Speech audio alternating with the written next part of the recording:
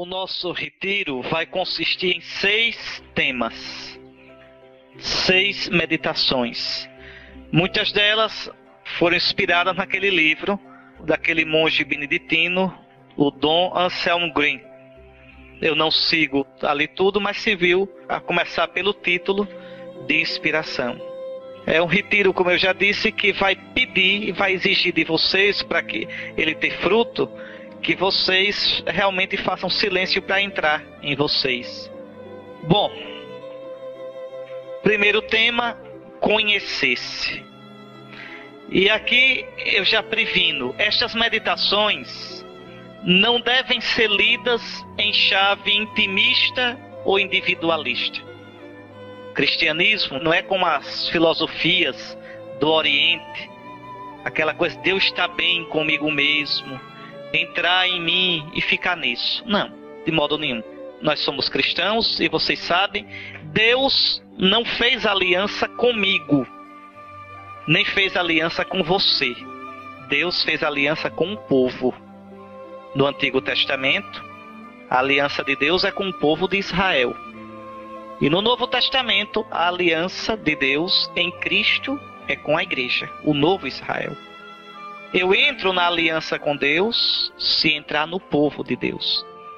Vocês vejam como o cristianismo hoje é mal entendido.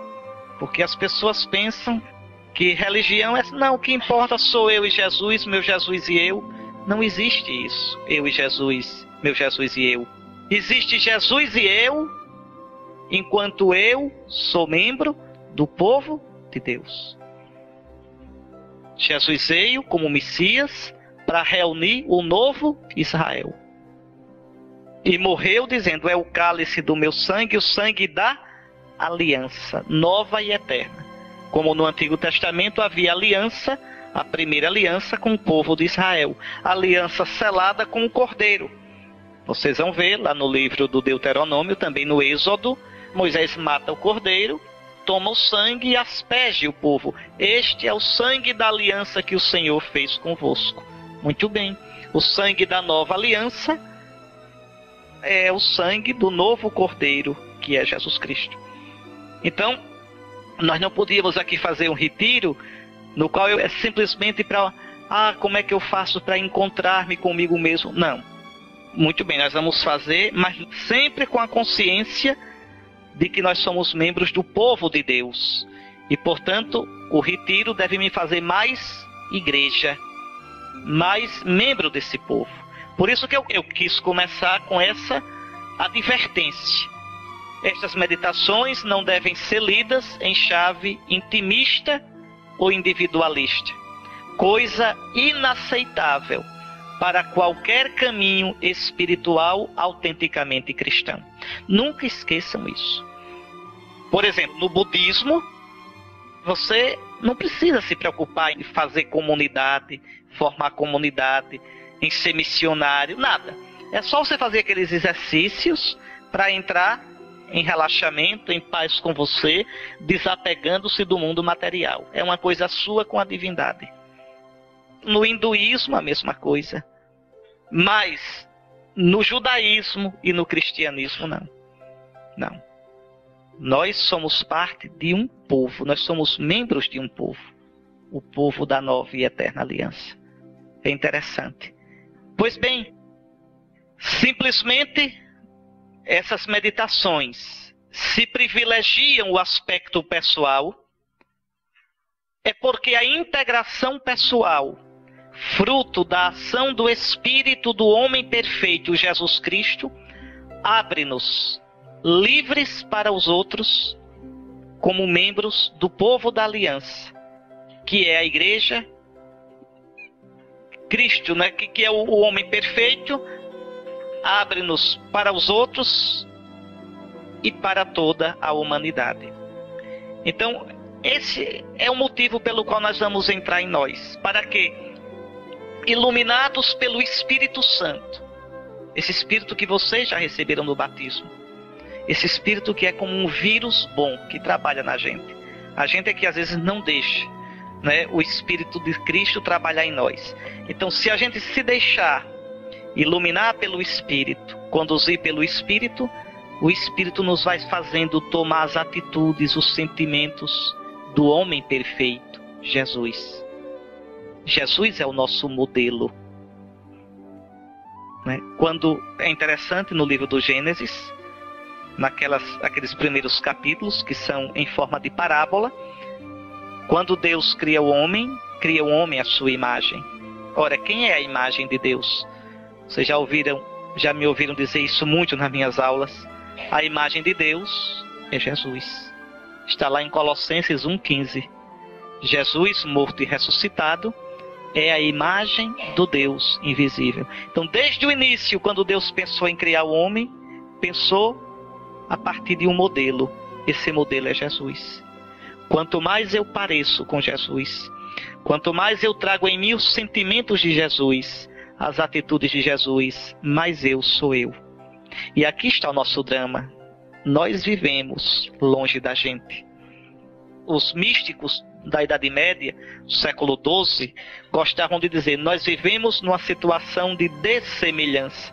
Deus nos criou a sua semelhança e nós perdemos com o pecado essa semelhança. Eu serei eu mesmo quanto mais eu me parecer com Jesus. Quanto mais eu tiver os sentimentos de Jesus, as atitudes de Jesus, mais eu serei eu. E quanto mais eu for eu, como Jesus sonhou, mais eu me abro para os outros e para a humanidade toda. É interessante que o mundo de hoje fala tanto em fraternidade, mas vocês podem observar, não se pode falar em fraternidade sem ter Deus como Pai. Frater quer dizer irmão. Como é que eu posso reconhecer o outro como meu irmão, se eu primeiro não tenho uma experiência profunda de Deus como Pai? O Pai de Jesus, que se tornou meu Pai em Jesus.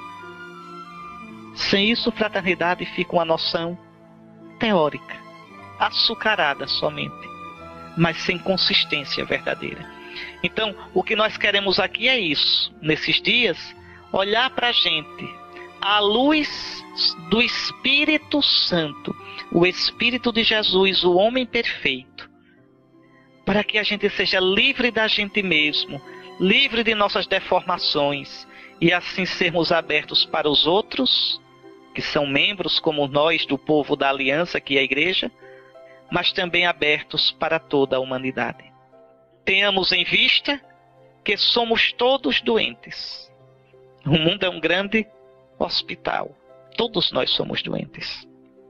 Todos nós. Todos nós feridos pelo pecado. Quanto desencontro na gente. Quantos sentimentos desaprumados. Quantos desejos desencontrados. Quantas incoerências na gente. Quantos pensamentos loucos na gente. De vaidade, de ira, de sensualidade, de ganância, de desespero. Nós todos somos doentes. Vai mudando a doença em cada um. Cada um sabe onde o calo aperta. Mas somos todos feridos. Nós não somos bonzinhos. Nós somos criados bons por Deus, né? Somos imagem de Deus, mas estamos numa situação, uma imagem ferida. Uma imagem em dessemelhança com aquilo que nós devíamos ser. Então somos todos doentes, membros de uma humanidade ferida de morte pelo pecado. E disso a gente não pode sair só com as forças da gente, não. A gente precisa de um Salvador. Jesus nos salva exatamente disso, dessa alienação, dessa deformação na qual nós vivemos, na qual nos encontramos. Somente à luz do homem perfeito, que é o Cristo morto e ressuscitado, podemos chegar à semelhança com Deus, que desde o início é o nosso destino e realização. Nós, só um instantinho, só para que vocês gravem bem isso, porque é muito importante. Deus criou o homem à sua imagem. O livro do Gênesis diz isso. Deus criou o homem à sua imagem. Deus criou o homem à sua imagem. Mas o que significa ser imagem de Deus? O Antigo Testamento não sabe o que significa ser imagem de Deus. O Antigo Testamento sabe que o homem é a imagem de Deus, mas não sabe o que significa ser imagem de Deus concretamente. É o Novo Testamento quem vai dizer. Então, em Colossenses 1,15, falando de Cristo ressuscitado, diz: Ele, Jesus morto e ressuscitado, Ele é a imagem, em grego é o ícone, é a imagem do Deus invisível. Agora sim, quando o cristão lê o livro do Gênesis, diz: então dizer que o homem é a imagem de Deus é dizer que o homem foi criado à imagem de Cristo. É dizer que quanto mais eu pareço com Cristo, em todo o meu ser, mais eu sou aquilo que Deus sonhou que eu fosse. Mais eu sou eu mesmo. A gente tem esse mistério. Quanto mais eu saio de mim para me parecer com Ele, mais eu sou eu mesmo. Vejam, a salvação minha não está em mim. A plenitude minha não está em mim. Parece até contrário ao título do nosso retiro: o céu começa em você. Como é que começa em mim, se não está em mim? Vamos ver isso. Então, repito, tenhamos em vista que somos todos doentes, membros de uma humanidade ferida de morte pelo pecado. Somente à luz do homem perfeito, à luz do Cristo morto e ressuscitado, podemos chegar à semelhança com Deus. E essa semelhança com Deus, desde o início, é o nosso destino, é a nossa realização. Aqui vocês vejam, né? Jesus é importante não é só para os cristãos, é para todo ser humano. Quem não chega a parecer com Jesus se frustra como ser humano. É alguém que foi criado para um objetivo e não chegou a ele. Não duvidem nunca disso. Cristo é nossa medida. Cristo é o nosso modelo. É nesta direção que as meditações deste retiro desejam traçar um caminho. E aqui eu queria ler para vocês, para servir de ponto de partida dessa meditação nossa, Marcos, capítulo 10, versículos 17 a 22. Ao retomar o seu caminho, Jesus está indo para Jerusalém, Jesus vai morrer e ressuscitar. Ao retomar o seu caminho, alguém correu e ajoelhou-se diante dele, perguntando: Bom mestre, que farei para herdar a vida eterna? Veja, o que é que essa pessoa aqui quer? Quer encontrar a vida. Que farei, mestre, para viver de verdade? Que farei, mestre, para ser feliz? Para entregar minha vida num modo, numa causa que vale a pena? Que farei, mestre, para me realizar? Que farei, bom mestre? Jesus respondeu: Por que me chamas bom? Ninguém é bom, senão só Deus. Jesus aqui chama a atenção desse homem. Você está me chamando de bom? Só Deus é bom. Jesus não disse que ele não é bom. Jesus chama a atenção para o que o rapaz está dizendo. Você está me chamando de Deus. Você está me chamando de bom. Você está colocando em mim sua esperança. Pois bem, tu conheces os mandamentos. Não mates, não cometas adultério, não roubes, não levantes falso testemunho, não defraudes ninguém, honra teu pai e tua mãe. Interessante que Jesus coloca os mandamentos da segunda tábua, os mandamentos que dizem respeito ao próximo.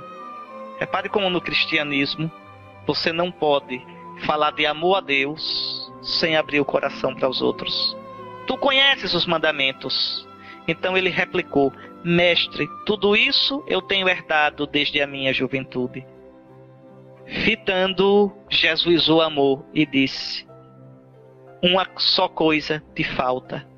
Vai, vende o que tens, dá aos pobres, e terás um tesouro no céu. Depois vem e segue-me.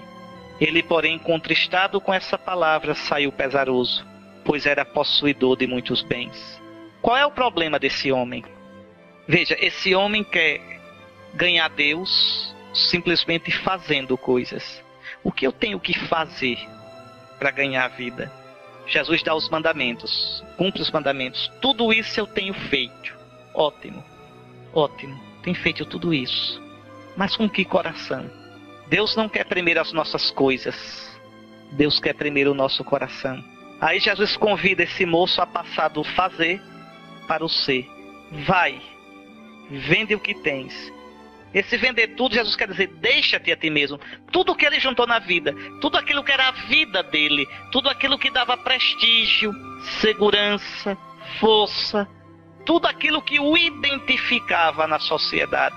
Vai, vende, em outras palavras, deixa-te a ti, vende o que tu és. Depois vem e segue-me. E aí o rapaz corre com medo. Aí corre com medo. Porque, veja, não é simplesmente o fazer. Não é simplesmente fazer coisas para Deus, mas ser de Deus. Dá o coração. Nosso Senhor vai direto no ponto. Vê a generosidade daquele homem, mas veja, ele não tem coragem realmente de se deixar por Jesus. A resposta de Nosso Senhor é clara. Que farei para ter a vida? Queres ter a vida? Vai, vende, vem, segue-me. Segue-me. Na tua alegria e na tua tristeza, na tua abundância e na tua penúria, na tua luz e na tua treva.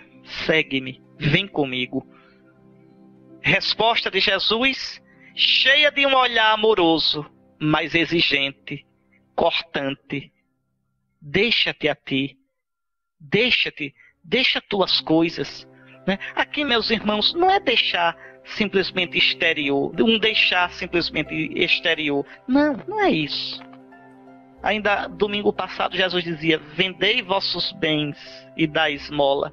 Não é para a gente pegar e vender tudo. Isso é para quem vai abraçar a vida religiosa. É claro que não é para vocês. O que Nosso Senhor quer dizer com isso? Relativize tudo. Vendei vossos bens. Quer dizer, relativizai tudo. Colocai-me em primeiro lugar. Não é fácil não, nem pense que é, porque não é. Quantas coisas a gente coloca no lugar de Deus, coloca acima de Deus. Quantas coisas nos apegam. Jesus diz, onde está o vosso tesouro, aí está o vosso coração. Então vendei vossos bens, dai esmola, dai esmolas. Então vendei vossos bens, relativizai tudo. Colocai-vos a serviço dos outros.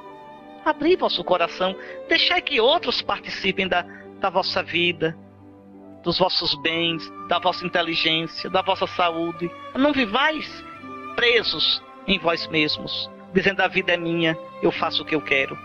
Então o Senhor nos convida a isso. E para que mudar?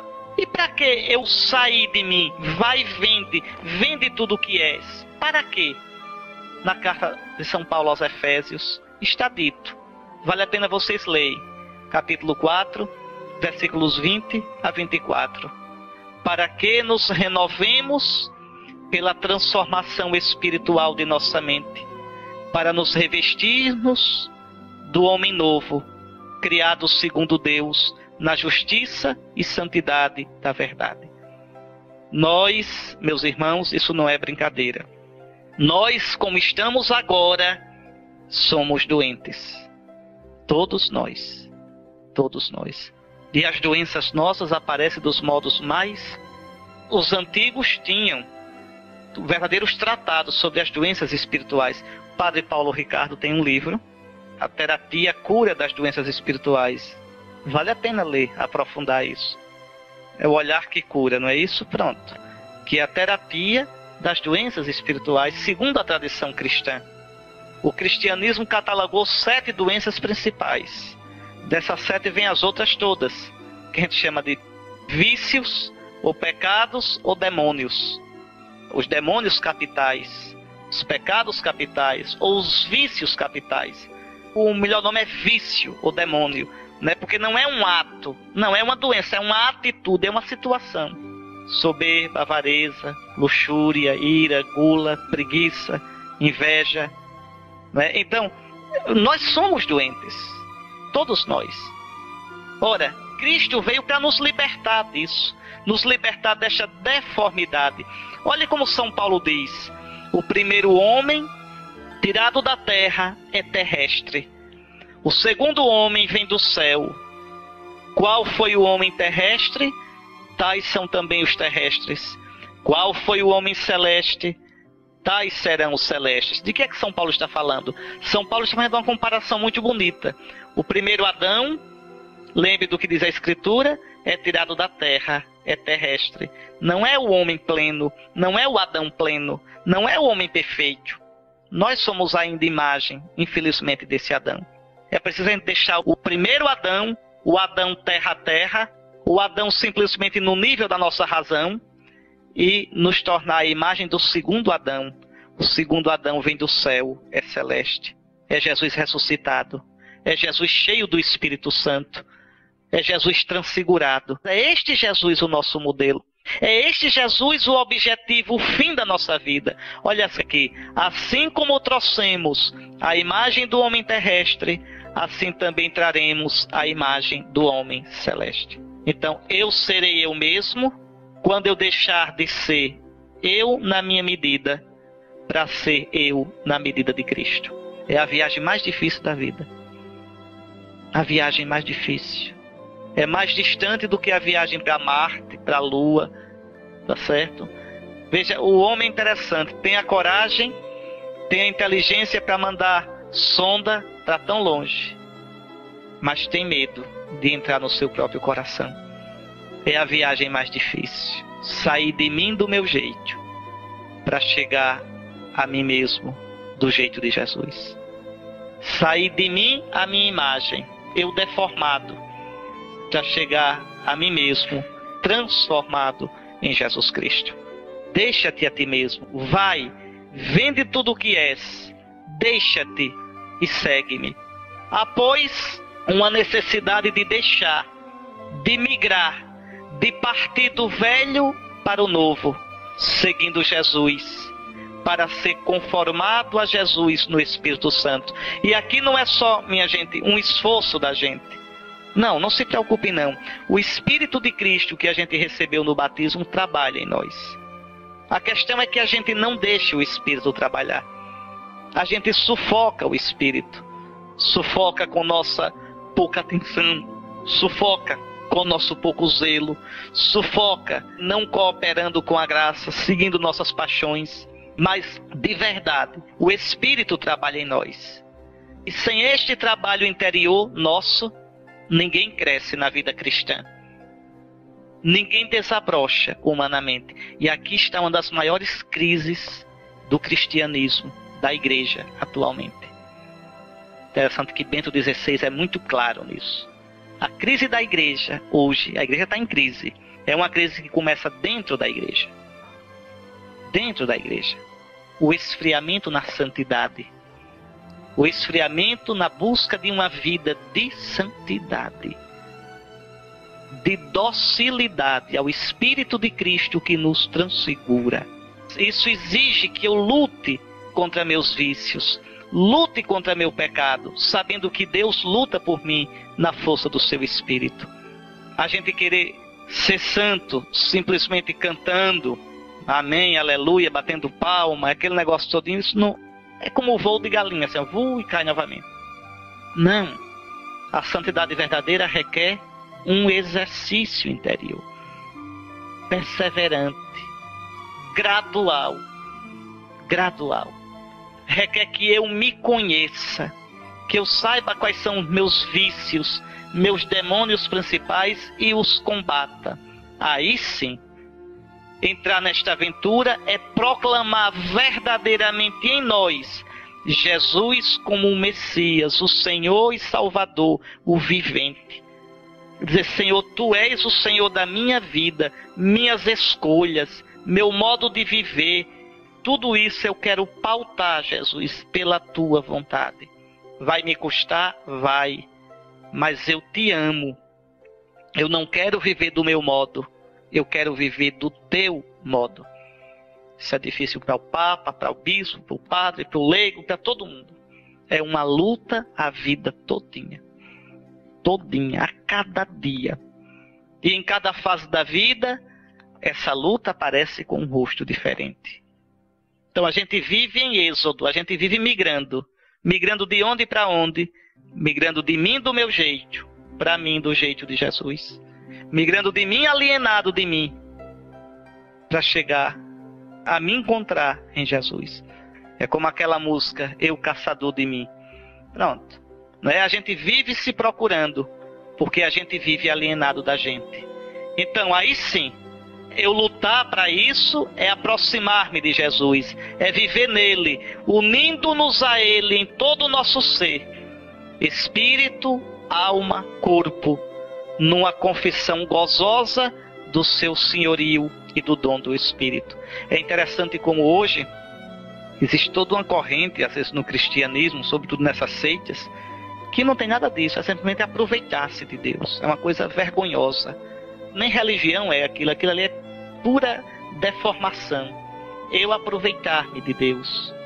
Quando o verdadeiro sentimento religioso é eu servir o Senhor, é eu me deixar para me encontrar nele, é eu buscar a vontade dele. Pois bem, para isso é necessário a coragem de olhar o próprio coração. Aqui é que é danado. A gente quer encontrar Deus. O que eu faço, Senhor? O que eu faço para te encontrar? O que eu faço, Senhor, para que o Deus que eu amo, o Deus que eu adoro, não seja um Deus da minha cabeça, mas seja o Deus verdadeiro?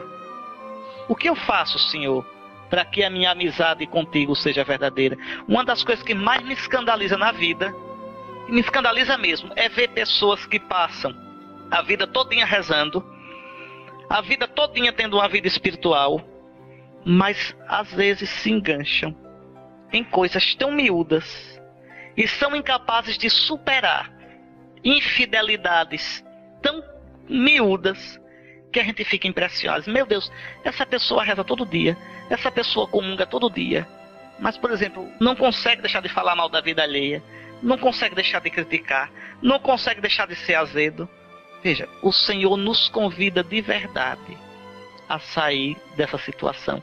E só tem um jeito, meus irmãos, de sair disso. É olhar para a gente. É ter a coragem de me olhar. Olhar o próprio coração. Olha aqui. Que é necessário fazer para ser salvo? Perguntou um monge. Eu vou citar nesse retiro, viu? Muitas vezes os ditos dos monges do deserto. Os monges que viveram no século III, IV, V nos desertos do Egito, na Sétia, na Célia, no deserto da Palestina, no deserto da Síria, desenvolveram uma verdadeira sabedoria espiritual.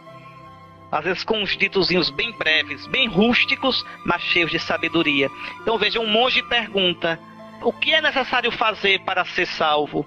E o ancião, o monge mais experiente, respondeu: tenha um coração e será salvo. O que é isso? O que é o coração? O coração é o homem nas suas raízes mais profundas. O coração é o núcleo da personalidade, ali onde eu digo eu, onde eu posso dizer sim, e onde eu olho Deus e digo tu. O coração é aquele lugar onde o homem ferido, desarticulado, dividido, pode enfim habitar consigo, reconhecer-se, reconhecer o Senhor, reconhecer os irmãos e orar de verdade. Tenha um coração e tu serás salvo. Volta ao teu coração, como dizia Santo Agostinho. Observa o que sentes e verás que és imagem de Deus. A gente vive numa época, meus irmãos, que é uma das épocas mais doentes da história da humanidade. Talvez a época mais doente que o homem já tenha vivido é a nossa. Isso não é brincadeira. Veja, é uma época de distração. A gente vive fora da gente. É internet, é televisão, é música, é barulho. A gente não consegue mais parar e entrar na gente. A gente não suporta mais o silêncio. Até às vezes na missa, às vezes a gente vai fazer silêncio, alguém pega o microfone, vamos agora fazer silêncio. A gente estava tentando fazer. Não é? Até que alguém resolveu pegar o microfone para dizer, vamos fazer silêncio, vamos fechar os olhos e dizer, Jesus, homem, cale a boca, deixa a gente fazer silêncio, sem música de fundo, sem musicazinha para entreter, o silêncio puro e simples. O silêncio quando a gente se levanta. Para que já se levantar falando? Quando se levanta, silêncio. Fique um pouco com você. Fique um pouco dentro de você. É importante durante o dia a gente ter alguns momentos de silêncio. A gente morar com a gente. E aí se conhecendo. e observando os nossos sentimentos, os nossos afetos. Aí a gente vai aprendendo a se conhecer, as nossas paixões, aquele sentimento que está nascendo que é errado, aquele modo de ver que é troncho. Aí eu vou percebendo, e diante de Cristo, na medida de Cristo, o homem perfeito, eu vou corrigindo. Mas o mundo de hoje é o mundo do barulho, é um inferno, até a nossa liturgia. Eu fui a uma missa aqui em Aracaju, que eu saí com a cabeça, digo, minha Nossa Senhora, que missa triste. Eu não consegui entender uma palavra do que cantavam, porque o barulho nessas caixas de som era um barulho tão grande, com um som tão alto. Eu digo, isso é um inferno, isso não é uma liturgia. Entende? Veja, o medo do silêncio, o medo da solidão. Quando a gente aprende a se encontrar no silêncio, a gente deixa de ter medo da solidão, porque a gente descobre que não está só, né? A gente descobre lá dentro, no íntimo de nós, o outro, Deus, que nos diz: eu te amo, eu te conheço, tu és importante para mim. Então o caminho para que eu me conheça e assim possa sair de mim deformado para mim transformado é entrar no meu coração. Volta ao teu coração, observa o que sentes e verás que és imagem de Deus. Quando a gente entra na gente, a gente vê nossas contradições, nosso pecado, nossas doidices, mas para além de tudo a gente vê que é a imagem de Deus, que é amado por Deus. O primeiro passo para caminhar para Deus é conhecer-se, reconhecendo que temos um coração doente, dúbio, dividido, múltiplo, petrificado, necessitado de ser unificado na paz e na lembrança do Senhor, que o encherá de ternura e quebrá-lo-á com arrependimento até que se converta num coração de carne, trabalhado pela palavra de Deus, regado e semeado pelo Espírito Santo. Tem aquela música tão bonita, né, que fala do coração de Jesus. Conheço um coração tão manso, humilde e sereno. Aí depois a gente diz, aqui dentro tem um coração ferido, magoado, que não quer saber de amar, que não sabe perdoar, quer tudo e não sabe partilhar. Esse é o nosso coração. E é preciso que a gente transforme o nosso coração à imagem do coração de Jesus. E é esse caminho que eu quero fazer com vocês aqui, é nessas meditações, e mostrando como fazer isso. Como fazer isso? Pois bem, é necessário rezar como o salmista. Ensina-me teus caminhos, Senhor, e caminharei segundo a tua verdade. Unifica meu coração para temer o teu nome. Unificar, porque meu coração é quebrado. Meu coração quer isso e ao mesmo tempo aquilo. Quer tudo para mim. Então unifica, Senhor, meu coração. Eu te agradeço de todo o coração, Senhor meu Deus. Vou dar glória ao teu nome para sempre, com todo o meu coração. Só um coração unificado no caminho do Senhor pode temê-lo, quer dizer, amá-lo de verdade, fazendo da vida um louvor de glória para o Senhor. Então brotarão também a paz e o refrigério, inclusive na vida comum, na vida com os irmãos. E aí a gente, agora transformado no homem novo, poderá levar aos irmãos essa paz. E aqui quando eu falo irmãos, no caso de vocês, eu penso nas famílias de vocês, no trabalho de vocês, na relação com o esposo, com a esposa, com os filhos. Quantas vezes nossas relações são tensas, nervosas, superficiais? Quantas máscaras a gente usa? Quanto silêncio azedo? E por que isso? Pela falta de paz interior. E onde é que a gente encontra a paz? Nisso, saindo de mim do meu jeito, para me encontrar no jeito de Jesus. Aí sim,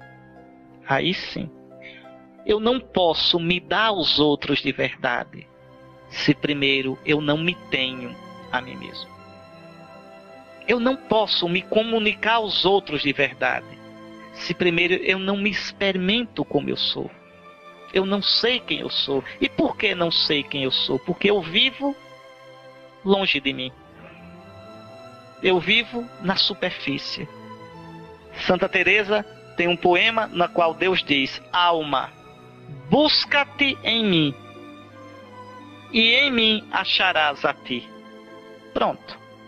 Quando eu entro em mim para encontrar Deus, ali eu me encontro. E ali encontro a paz. E posso dar a paz aos outros. Aí sim. Olhar o próprio coração é olhar-se.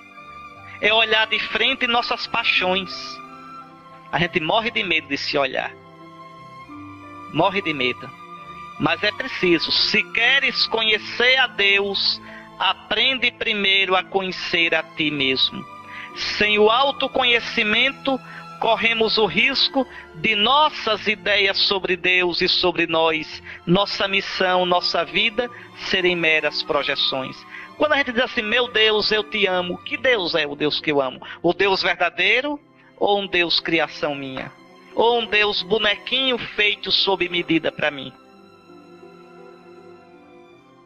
Pergunte no nosso Brasil, quantos creem em Deus? Quase todos. Mas que Deus? Um Deus que não exige nada de mim. Um Deus que diz amém para tudo que eu quero. Esse Deus não existe. Esse Deus é um ídolo. Pensem, meus caros irmãos, minhas irmãs, o teu Deus é o Deus verdadeiro? Porque se for o Deus verdadeiro, ele te dirá sim e te dirá não. Se é o Deus verdadeiro, o teu Deus, ele te colocará em crise muitas vezes, porque pedirá coisas de ti que tu nem estarias disposto a dar. Um perdão, um serviço, um sair de você, um ato generoso. O Deus verdadeiro é fogo, nos coloca em crise. Aquela frase do Frei Inácio, nos dá a paz, mas não nos deixa em paz. E eu só vou descobrir o Deus verdadeiro se eu me conhecer. Sem eu me conhecer, sem eu olhar para mim, o meu Deus é falso. Sem eu me conhecer, nossa piedade seria então servir de refúgio para a soberba, a vaidade, a autossuficiência, a prepotência, o fechamento e desprezo do outro, o comodismo ou a preguiça de crescer humanamente. Um bando de santos do pau oco. Quantas vezes a gente encontra tanta imaturidade em gente de igreja? É isso que mais me escandaliza. Eu digo, meu Deus, como é possível rezar todo dia, comungar? Como é possível e não amadurecer humanamente? A verdadeira experiência de Deus nos amadurece. A verdadeira experiência de Deus mostra quem sou eu e quem é Deus. Aquilo que São Francisco perguntava. Senhor, quem és tu? Quem sou eu? Tu és o meu tudo. Eu sou o teu nada. Mas pense que nada feliz. Que nada feliz, São Francisco. Porque o tudo dele era Deus. Então, olhando para ele, ele aprendeu a dar espaço para Deus. Hoje a gente quer ser cristão sem isso. Isso que os antigos chamavam de ascese. Nós vamos falar sobre isso. Quer dizer, o exercício da vida espiritual. O exercício. Tá certo? Então, se queres conhecer a Deus, aprende primeiramente a conhecer a ti mesmo. O verdadeiro caminho espiritual passa sempre pelo conhecimento de si próprio e, portanto, pelo conhecimento das paixões da alma e pelo seu tratamento. É este o caminho para Deus e, portanto, o caminho para a verdadeira humanização. Que aqui entendam, quanto mais eu parecer com Cristo, quanto mais eu for como Deus sonhou que eu fosse, mais eu serei humano. Às vezes a gente diz assim, não, mas é o meu humano. Não, é o seu desumano. Deus não pensou a gente com o pecado. Deus não pensou a gente troncho. Quem tronchou a gente foi o pecado. Aquilo que eu digo tanto a vocês, pecar é humano. Não, pecar é desumano. Pecar desumaniza. Se pecar fosse humano, quanto mais pecado eu tivesse, mais humano eu era. Não. O pecado é desumano e desumanizador. Quanto mais eu peco e quanto mais me entrego o pecado, mais eu viro uma fera. Eu viro um bicho. Eu viro um bicho. Então veja, esse caminho de se abrir a Deus, esse caminho de se olhar na luz de Deus, me humaniza. É muito bonito, porque vocês vejam, pode olhar, que as pessoas que são amigas de Deus são profundamente humanas. Pode olhar. Humanas, profundamente humanas. Querer voar para Deus, desconhecendo a si mesmo, é como Ícaro. Lembram Ícaro da mitologia grega? Que desejando aproximar-se do sol com asas de cera, caiu. As asas que nós construímos antes de nos encontrar com nossa própria realidade são também simplesmente de cera. Nós temos umas ideias megalomaníacas, fora de foco, umas ideias a respeito da gente mesmo. A vida com Deus não pode ser escapatória para os problemas que deveríamos resolver. A verdadeira piedade deve ser trazida para o chão do cotidiano e penetrar nosso dia a dia e nosso trabalho.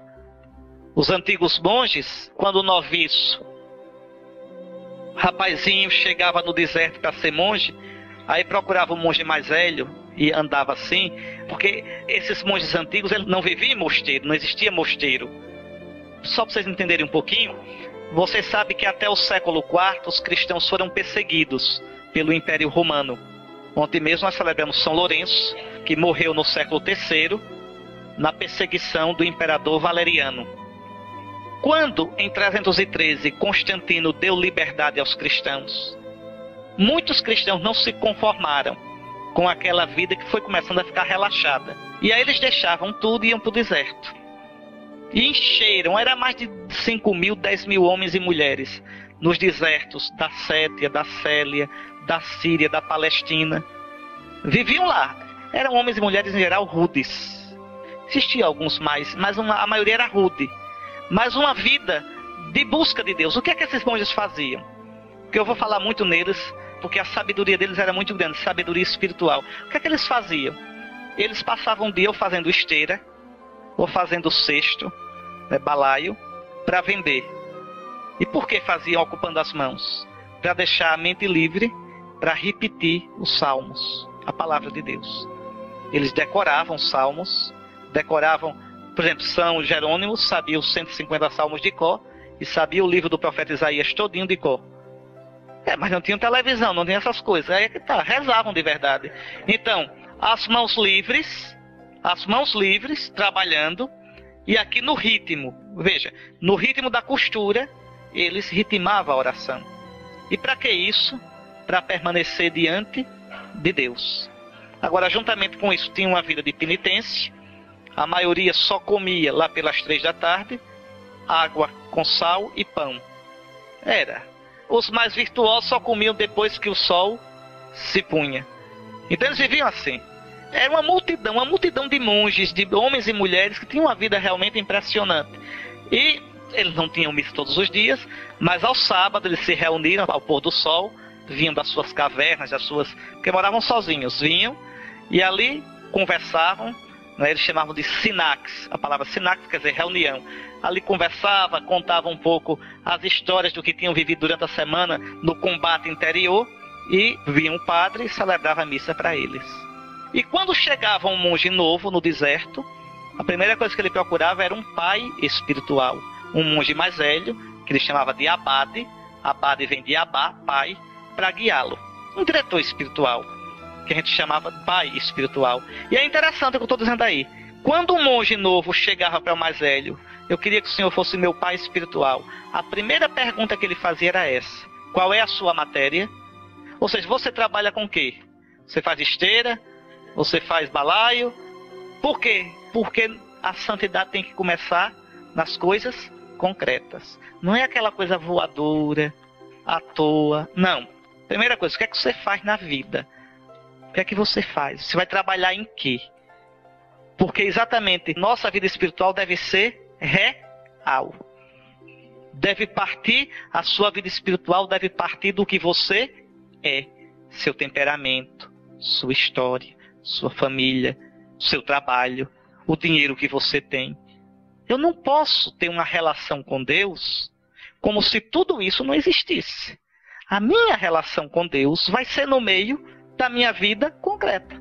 Eu como bispo, vocês como leigos, casados ou solteiros, no seu trabalho ou aposentado, do jeito que for. É ali que Nosso Senhor vem ao meu encontro. E é dali que eu tenho que voar para Deus. Para Deus. Então, uma espiritualidade baseada na minha realidade. Não uma coisa de anjo lá em cima, imaginando como deveria ser, mas desencarnada da minha realidade. Por isso que eu digo aqui, veja, o monge perguntava logo, qual é a tua matéria? É descendo para a nossa condição terrena que entramos verdadeiramente em contato com o céu. Pois à medida que temos coragem de descer até as nossas próprias paixões, elas nos elevam a Deus. Atenção para isso. Enquanto eu não assumir meus pedaços ruins, enquanto eu não tiver consciência deles, enquanto eu não tiver coragem de assumir minhas feridas, minhas incoerências, minhas desarrumações e colocá-las diante de Deus, a minha relação com Deus é falsa, é mentirosa, é mascarada. Minha espiritualidade não vale uma moeda. Não vale. Não vale. Tá certo? É como espiritualidade de noviço. Quando chega no convento, é aquela coisa, parece que já está no céu. Mas a gente já sabe, a gente da mais velha olha e ri assim, vê o seminarista, né? Aí eu vou lá, os seminaristas que chegam, novinho, aquela piedade chegando, flutuando. Digo, deixa passar uns 3 meses, eu quero ver o que é que vai ficar. Por quê? Porque aí eu vou provando com o dia a dia, com a vida. Não é aquela coisa estudada, aquela coisa fantasiada. Pois bem, veja, é descendo para a nossa condição terrena que entramos verdadeiramente em contato com o céu. Pois à medida que temos coragem de descer até as nossas próprias paixões, olha que coisa interessante, minhas paixões, quando eu as assumo, me levam a Deus. Me elevam. Não porque eu vá me entregar às paixões, mas porque eu terei a chance de lidar com elas e de curá-las. Subimos a Deus à medida que nos abaixamos até nossa própria realidade. Aquele, porém, que almeja o céu com facilidade, nada encontrará além da sua imagem pessoal a respeito de Deus, de si e dos outros. Tudo ilusão. Deus como está na minha cabeça. Os outros como eu quero que os outros sejam, não como os outros são de verdade. E eu próprio, como eu fantasio que eu seja. E que tristeza quando é isso, minha gente. Quando a gente não conhece direito quem a gente é, olhe, a gente não se relaciona com os outros de um modo sadio. É um inferno. Eu piso, passo por cima, faço chantagem, massacro e nem me dou conta, porque não me conheço. E se eu não me conheço, não posso ter relacionamento verdadeiro com os outros. A gente tem tanto isso. Quanto menos a humanidade sabe calar, quanto menos a gente sabe meditar, se colocar diante de Deus, mais a gente tem isso no mundo de hoje. Relações superficiais, relações desumanizadoras, relações que não geram comunhão. Pois bem, como dizia Santo Isaac de Nínive, vocês vão escutar um bocado de santos, vocês nunca ouviram nem falar, viu? É porque são santos do deserto. Tá certo? Isso os monges conhecem bem direitinho. Eu fui monge, conheço esse povo todinho. Olha aí, a escada para o reino do céu está escondida em tua alma. Mergulha para dentro dos pecados que estão em ti mesmo, e assim encontrarás ali uma escada pela qual poderás subir. Que coisa impressionante. Eu subi pelo meu pecado. Isso mesmo, reconhecendo, olhando para Jesus, dizendo, Senhor, eu sou pecador, cura-me. Senhor, eu confio em Ti. Eu não tenho medo de Te mostrar minha ferida. Eu não tenho vergonha de Te mostrar minha dessemelhança, minha deformidade. Aí sim, o primeiro processo, até do ponto de vista psicológico, o primeiro processo para a cura psíquica é eu reconhecer que tem um problema. Se eu não reconheço, como é que eu vou me curar? Quantas vezes a nossa espiritualidade é falsa? Reparem uma coisa que a gente tem, um cacuete que a gente tem. Às vezes quando a gente está numa situação de infidelidade, de pecado, a gente foge de Deus. Aí fica meio descabriado, uma semana sem rezar, sem ir à igreja. Veja, só depois que eu me ajeito, aí eu vou. É tudo o contrário. Quando eu estou nessa situação de ferida, é que eu tenho de correr para Nosso Senhor com minha ferida, para que Ele a cure. Não sou eu que me curo sozinho. No cristianismo, isso não existe. Quem me cura é o Senhor. Eu assumindo o meu pecado, eu assumindo meus vícios, minhas feridas diante do Senhor, não para descansar neles, mas buscando a cura, buscando superar, aí sim, eu me conheço e de verdade conheço o Senhor. Por isso Santo Isaac de Nínive diz isso tão bonito.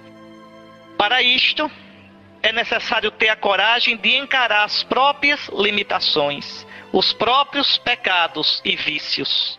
Aqui está a diferença entre vício e pecado. Olha, isso aqui é muito importante. O pecado é o ato.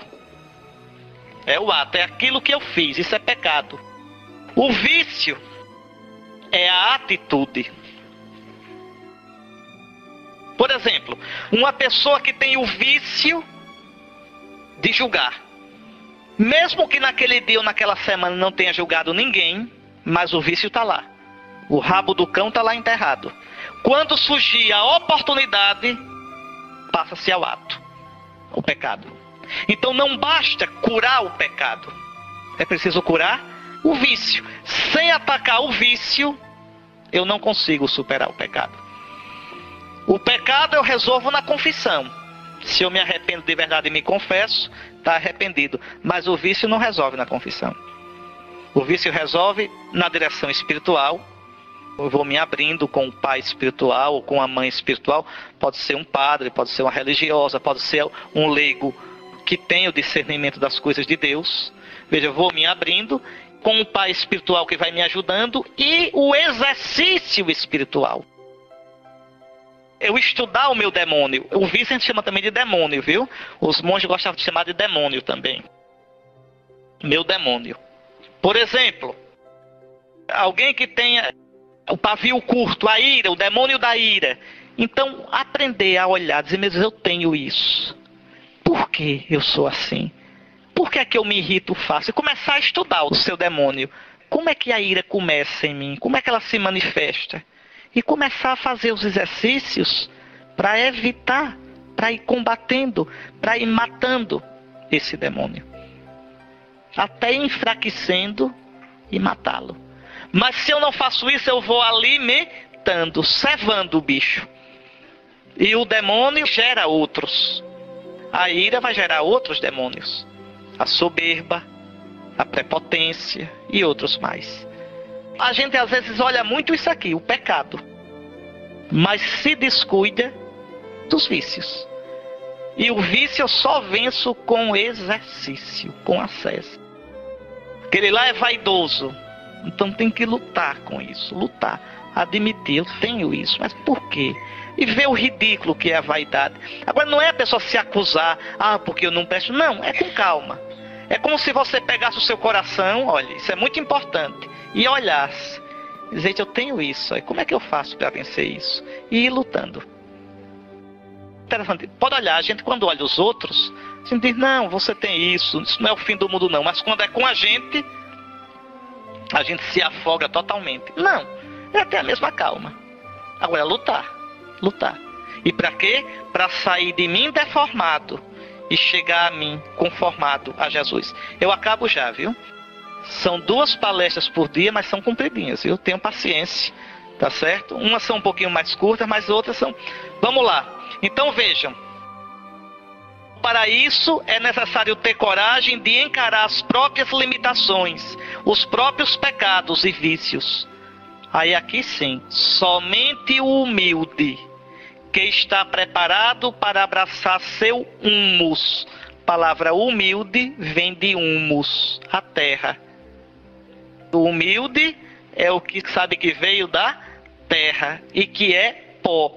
Pois bem, só o humilde que está preparado para abraçar seu humus, sua humanidade, sua terrenidade, sua sombra, experimentará o Deus verdadeiro.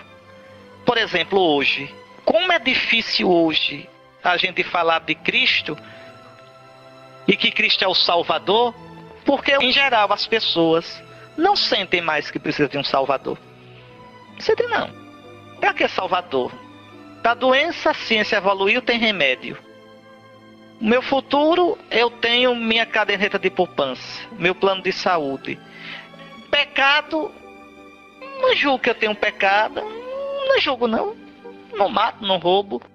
Pronto. Então para que um Salvador? Tô bem, obrigado. Veja como é difícil falar de um Salvador. Porque a gente vive na superfície. Pode olhar, quanto mais vocês entrarem em vocês, mais vocês verão que são feridos, que têm pecado. Eu fiz essa experiência na vida monástica. E mais ainda na trapa, no silêncio da trapa, na solidão da trapa, é uma coisa apavorante. Porque a gente vai descobrindo que a gente não só tem pecado, a gente é pecado. Ou seja, os nossos sentimentos, as nossas atitudes. É muita porcaria que tem dentro, entende? Muitos joguinhos. A gente é desarrumado. O mundo de hoje não percebe isso, não é porque melhorou. É que está tão cego. Vive na superfície de tal modo.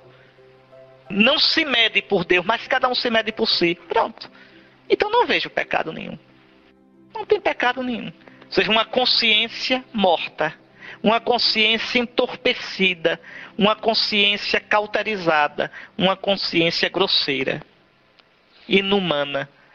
Mas quando a gente se olha realmente na luz de Deus, a gente vê sim que a gente é ferido, que a gente tem pecado, a gente vai ao nosso humus. E isso é a humildade. A humildade é a nossa própria verdade. A humildade é a verdade. Humildade não é eu fingir que não tenho valor. Não, eu tenho valor. E tenho muito pedaço ruim. Pronto. E assumir meus pedaços ruins. E procurar lutar. Isso é a humildade. Santa Teresa diz isso muito bonito. A humildade é a verdade. Então, a humildade é o caminho para Deus. A característica mais manifesta de que alguém se transformou segundo a medida de Deus. De verdade. Quando alguém tem uma vida realmente com Deus, é humilde. Nem ascese, nem vigílias, ou qualquer outra ação penosa proporciona a salvação, mas somente a humildade sincera. Olha aí, uma mulher, a abadesa Teodora. A humildade é o teste para uma vida a partir do Espírito de Deus, mas ela também é o fundamento sobre o qual o cristão constrói sua vida. Não construir a minha vida em cima dos meus sonhos megalomaníacos. Estava lendo uma vez Dom Columba Marmion. Ele hoje é beato, bem-aventurado Columba Marmion. Aí entrou no mosteiro, aí fez um plano como noviço. No primeira semana eu consigo a virtude do silêncio, na segunda semana a virtude da humildade, na terceira semana a castidade. Aí vai, vê tudo a partir dos sonhos megalomaníacos dele. Aí Deus quebra tudinho, desarruma tudinho, para depois, aí sim, quando Deus quebra as nossas estátuas falsas que a gente tem da gente, aí agora sim, sobre o bagulho, nossos ídolos, diz, agora eu vou construir. Não você como você quer, mas você como eu quero. Não você a sua imagem e semelhança, mas você a minha imagem e semelhança, que é Jesus morto, ferido e ressuscitado. Esse sim. Então é a partir do nosso humus, da nossa verdade. Sem humildade, o cristão está continuamente no perigo de colocar Deus a seu serviço. De modo que a humildade é condição prévia para que o discípulo de Cristo deixe Deus ser Deus e reconheça Deus como aquele que o ultrapassa. Eu não sei tudo de Deus. Eu não entendo, Senhor, por que sou assim. Eu não entendo os teus caminhos, mas eu me jogo em ti. Eu me abandono a ti. Eu confio em ti. Eu me deixo conduzir por ti. Isso, crer é isso. E quando a gente se abandona de verdade a Deus, não precisa fugir dele. Não precisa se mascarar. Não precisa. Aí a gente é livre de verdade. O que Deus quer de nós, não podemos conhecer a partir dos altos ideais que nos colocamos, mas somente a partir da auto-observação. O caminho para Deus passa por minhas fraquezas, pela minha história. Quer descobrir o que Deus quer de você? Olhe você. Sua história, suas feridas, seu temperamento. É ali que Deus está trabalhando. É ali que Deus está dizendo, corrija isso, mude isso, chore aqui, ri ali, lute aqui. Veja. Coisas que a gente não queria. Coisas que a gente não esperava. Então aí sim, a minha vida com Deus é verdadeira. É a partir da minha situação. Mas já faz, olha, tudo, eu aceito tudo, menos isso que eu estou passando. Pois é exatamente nisso que Deus espera você. É exatamente nisso que Deus espera o seu sim. Pronto. Né? Ah, mas isso é o que me fere. Pronto. Isso é o que dói. Dói. Se você apertar aqui não dói. Não dói porque não tem problema. Aí aperta aqui, o médico diz, aqui dói. Pronto. É aqui. Então é aí que está o inchaço. É aí que está o problema. Como diziam os antigos, o monge dizia, teu demônio é o teu médico. Porque é ali onde ele cutuca você, é ali que dói. É ali a sua luta. É ali, não adianta a gente fantasiar. Ah, meu Deus, eu queria não ter esse problema. Queria o problema de quem? Do outro? Aí o outro dizendo, também não queria esse. Queria de quem? Do outro? Não. É ali que Deus me espera. É ali. É ali. Eu tenho que caminhar para Deus a partir da minha realidade. Tem outra não. Pronto. Não tem outra. Não adianta fantasiar. Enquanto eu não me assumir, a minha relação com Deus é falsa. É uma espiritualidade fantasiosa. Totalmente fantasiosa. Até na vida de vocês, de família, a questão econômica, a questão na comunidade de convivência, com os filhos. É aí. Como eu lido com as situações. Ali que eu vou descobrindo meus defeitos, meus pecados, minhas infidelidades, meus desmantelos interiores. É ali que eu tenho que trabalhar diante de Deus. Está certo? Isso é ser humilde. Então, repito, é aí que eu vou descobrindo o que Deus quer de mim. Ah, não, mas eu queria. Não tem essa de queria. Olha a sua realidade. Pronto. Por exemplo, não adianta agora dizer, eu queria ser monge. Não adianta. Eu não tenho mais como ser monge, sou bispo. Então não vai ficar, não, eu tenho que servir a Deus aqui, como bispo. Ah, mas eu queria tanto fazer isso. Não pode.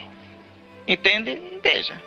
Então a verdadeira relação com Deus puxa a gente para a realidade. Qual é a tua matéria? Eu sou pai de família. Pois é aí, cabra velho, que você vai ser santo.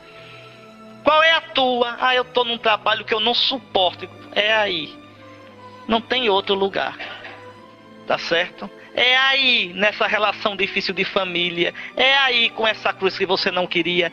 É aí que o Senhor te chama. É aí que o Senhor te espera. É aí que o Senhor espera o teu sim. A partir dessa situação, e não da tua ilusão, uma situação ideal. Não.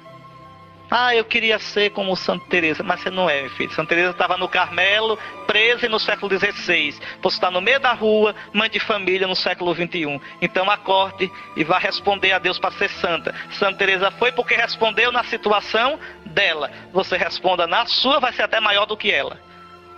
Não tem jeito. É danado. Entende? Veja como é real a coisa. Uma verdadeira relação com Deus impede escapismo, impede alienação, fuga, tá certo? Olha aqui, é aí que devo ser capaz de reconhecer o plano de Deus para mim. O que Deus, olha aqui umas perguntas já boas para a gente pensar. O que Deus quer me dizer com minha história? com meus pecados, com minhas características psíquicas e temperamentais. Onde Ele quer me levar? De onde quer que eu me levante até Ele? Em que ponto eu estou? E nós dizemos, levanta-te, vem comigo. Coisa real. Coisa real. Tá certo? Será que eu reconheço que a minha história é história sagrada? Quando eu vivo a minha história diante de Deus, se torna história sagrada. Olha a história de Israel. Não é uma história só de coisa bonita. É também de fracasso. De adorar bezerro de ouro. De se cansar de Deus. De duvidar. De querer largar tudo. E não é história sagrada? História sagrada é a minha história. Quando eu a vivo diante de Deus. Quando eu tenho a coragem de me olhar na luz de Deus. Tá certo? Então, deste modo, ali, onde está o maior de meus problemas, pode estar também a maior de minhas chances, meu verdadeiro tesouro existencial. Ali, lutando para me vencer, lutando para dizer sim a Deus naquela situação que parecia ser a minha perdição, ali eu amadureço, ali eu me torno livre. Ali eu vejo quem eu sou realmente e descubro Deus. Mais uma vez, o caminho para Deus passa pelo encontro comigo mesmo, pelo rebaixamento para dentro da minha realidade. Daí o surpreendente conselho de São Doroteu de Gaza: teu entulho seja o teu pedagogo. Quer dizer, o teu lixo, o teu entulho é que deve ser o material com o qual você vai fazer a escada para o céu. Teu entulho. É pegando esse entulho. Ciúme, ira, vaidade, inveja, preguiça, cada um sabe do seu.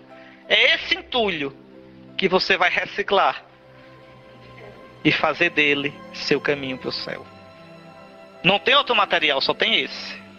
O teu entulho. Tá certo? Onde caímos, onde sentimos a ferida doer, onde nos afastamos de Deus, é que aprendemos a lição que nossas virtudes não são capazes de nos ensinar.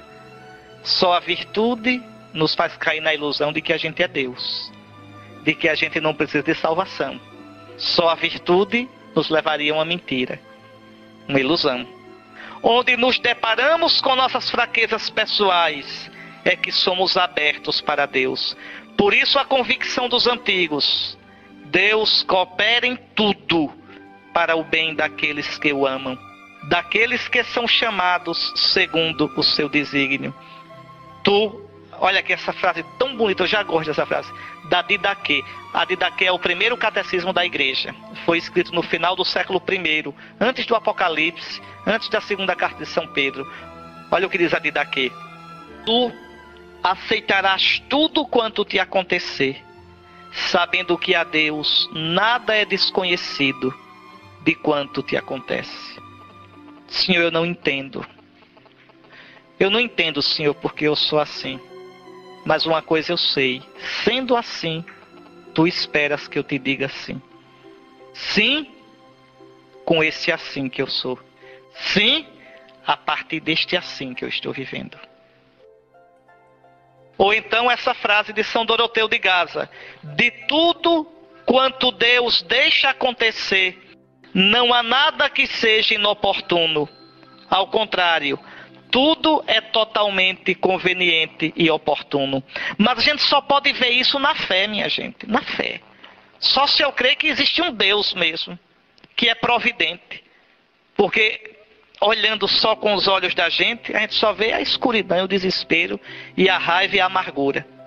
Bom, já falei muito. Ao término destas considerações, é importante ainda observar o seguinte: este autoconhecimento já é busca de Deus, e somente pode ser feito à luz do seu Espírito, Ele que ilumina, convence de pecado e consola. Como exclama o salmista: na vossa luz contemplamos a luz. Não é um exercício como o de yoga, não é uma coisa de autoconhecimento a partir de mim. Não, no cristianismo nada começa dentro, começa fora. Veja, eu olho para mim a partir de Cristo. Ele é minha medida, Ele é o meu modelo. Não olho para mim a partir de mim. Eu não sou a medida de mim. A medida de mim é Cristo. Quem diz quem eu devo ser é Cristo. Tá certo? E é na força do Espírito de Cristo, que já está em mim desde o batismo, e que é Espírito de força desde a crisma, que eu vou me deixando guiar por Ele e vou lutando para tirar os empecilhos que tem no meu coração, que possam impedir a sua ação. Na vossa luz, Senhor, é que podemos contemplar a luz. Pois bem, o Espírito nos ilumina com a luz do Cristo. Cristo, o homem perfeito, único parâmetro, única medida real da humanidade. O Concílio Vaticano II diz, e é verdade mesmo, na realidade, só no mistério do Verbo encarnado se esclarece verdadeiramente o mistério do homem. Adão, o primeiro homem, era figura daquele futuro, isto é, do Cristo Senhor. A medida do homem é Cristo. A gente, como a gente está agora, não é ainda o homem perfeito. Eu tenho que ir me tornando na medida em que vou parecendo com Cristo. Assim, o autoconhecimento do caminho cristão não pode ser um dobrar-se sobre si mesmo, mas um caminhar para Cristo, fascinado por Ele e para Ele tendendo em todas as dimensões da vida, corpo, alma, emoção, paixão, inteligência. Não há, pois, um estágio de puro autoconhecimento. Eu primeiro me conhecer, estudar a mim mesmo, para depois procurar a Deus, para depois rezar. Nada disso. As coisas acontecem ao mesmo tempo. Diante de Deus, eu vou vendo quem eu sou. Então eu vou me autoconhecendo na luz de Deus. Oração e esse trabalho de ascese, mística e ascese, buscando a Deus. Bom, pensem nisso e eu deixei aqui umas sugestões para a oração. Lê, é curtinho, Deuteronômio capítulo 8. Deus que leva o seu povo para o deserto. E Deus diz assim, né? Moisés diz, o Senhor levou-te para o deserto para saber o que tinha no coração. Deus sabe o que a gente tem no coração. A gente é que não sabe. Deus leva Israel para o deserto para ali provar Israel e aparecer o que Israel tem no coração. A gente só sabe o que tem no coração na hora da prova. Aí eu sei o tamanho da minha fé, o tamanho da minha confiança, o tamanho do meu abandono. Então, ler Deuteronômio contemplativamente e recordar a vida. E diante de Deus fazer esta pergunta: quem sou eu? Atenção para não responder com o que eu gostaria de ser, mas com o que eu sou. Quem sou eu?